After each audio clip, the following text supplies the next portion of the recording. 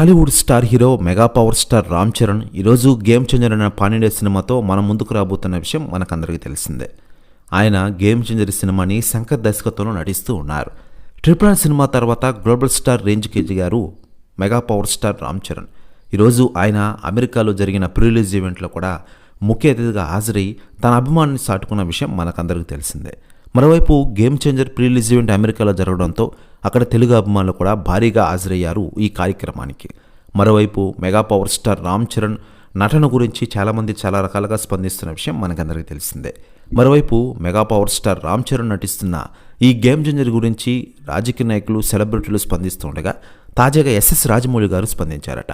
ఆయన మాట్లాడుతూ mega power star Ram Charan ఈరోజు గేమ్ చేంజర్ సినిమాతో సంక్రాంతికి మన ముందుకు రాబోతున్నారు. ఖచ్చితంగా ఈ సినిమా 2000 కోట్లు కొల్లగొట్టడం ఖాయం. ఇండియన్ బాక్సాఫీస్ని షేక్ చేసే విధంగా ఈ సినిమా రాబోతోంది అంటూ సంచలన వ్యాఖ్యలు చేశారట దర్శక ధీరుడు ఎస్ఎస్ రాజమౌళి గారు. ప్రశ్న వ్యాఖ్యలు వైరల్ అవుతున్నాయి తెలుగు ఇండస్ట్రీలో. మరోవైపు గేమ్ చేంజర్ సినిమా వచ్చేది జనవరి 10న గ్రాండ్గా ప్రపంచవ్యాప్తంగా రిలీజ్ కాబోతున్న విషయం మనకందరికీ తెలిసిందే. ఈ సినిమాకి నిర్మాతగా దిల్ రాజు వ్యవహరిస్తున్నారు.